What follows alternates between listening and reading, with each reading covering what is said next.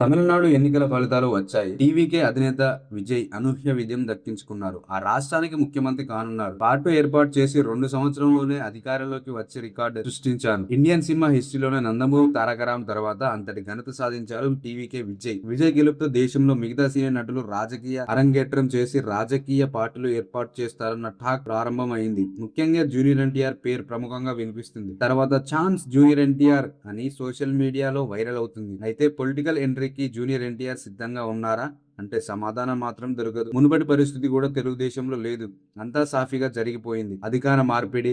ఇప్పుడు అసలు జూనియర్ ఎన్టీఆర్ ప్రస్తావన పార్టీలో లేదు. అంతలా మారిపోయింది స్వరూపం. అప్పట్లో తారక్ను తేవాలన్న డిమాండ్. తెలుగుదేశం పార్టీలో జూనియర్ ఎన్టీఆర్ తెచ్చి యాక్టివ్ చేయాలన్నది సీనియర్ అభిప్రాయమే కాదు, మెజారిటీ పార్టీ శ్రేణులు కూడా అదే కోరుకున్నారు. అయితే ఇప్పుడు అది కాదు. 2014లో టీడీపీ అధికారంలో వచ్చిన తర్వాత కూడా ఆ పార్టీలో జూనియర్ ఎన్టీఆర్ స్వరం వినిపించింది. అందుకు కారణం లోకేష్. ఆయన అప్పట్లో అంత పరిణితి చెందలేదు. అందుకే చంద్రబాబు తర్వాత జూనియర్ ఎన్టీఆర్ ఆప్షన్ గా ఉండేది పార్టీ శ్రేణులకు. 2019 ఎన్నికల్లో టీడీపీ ఓడిపోయి తర్వాత జూనియర్ ఎన్టీఆర్ పేరు ప్రముఖంగా వినిపించింది. వైఎస్ఆర్ కాంగ్రెస్ పార్టీలో కూడా నేతలు ఒక పద్ధతి ప్రకారం జూనియర్ ఎన్టీఆర్ పేరు తెరపైకి తెచ్చి చంద్రబాబును ఇరకాటంలో పెట్టారు. ఈ విషయంలో మాత్రం చంద్రబాబు ఎంతో సంయమనంతో వ్యవహరించారు. చాలా సహనంతో కూడా గడిపారు. అప్పట్లో రాజకీయ ఆసక్తి. గతంలో జూనియర్ ఎన్టీఆర్ హవాభావం ఆయన నుంచి వచ్చే సంకేతాలు రాజకీయ ఆసక్తిని నింపేవి. రాజకీయాల పట్ల ఆయన ఆసక్తితో ఉన్నారనే బలమైన సంకేతం ప్రజలకు వచ్చింది. కానీ రాజకీయాల కంటే సినిమా ముద్దు అంటూ తనకంటూ ఒక స్టార్ ఇమేజ్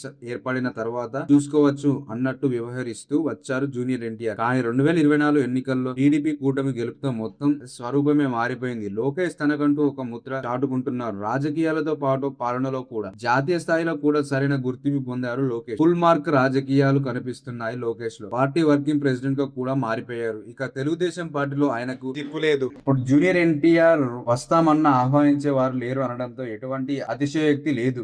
అంతలా పార్టీ పట్టు సాధించారు లోకేష్. మంచి వాగ్దాటితో పాటు చరిష్మా ఉన్న ఎన్టీఆర్ రాజకీయాల్లోకి వచ్చి రాణించడం కూడా అంత సులువు అని చెప్పలేం. అలాగని సాధ్యం కాదని కూడా చెప్పలేం. కానీ ఆయనకు తెలుగుదేశం పార్టీలో మాత్రం మునుపటి పరిస్థితి లేదని క్లియర్ గా అర్థమవుతుంది. ఇలాంటి ఇన్ఫర్మేషన్ కనుక మీకు నచ్చితే వీడియోని లైక్ చేయండి. ఇలాంటి కంటెంట్ కోసం మన ఛానల్ సబ్స్క్రైబ్ చేయండి. Thank you for watching this video.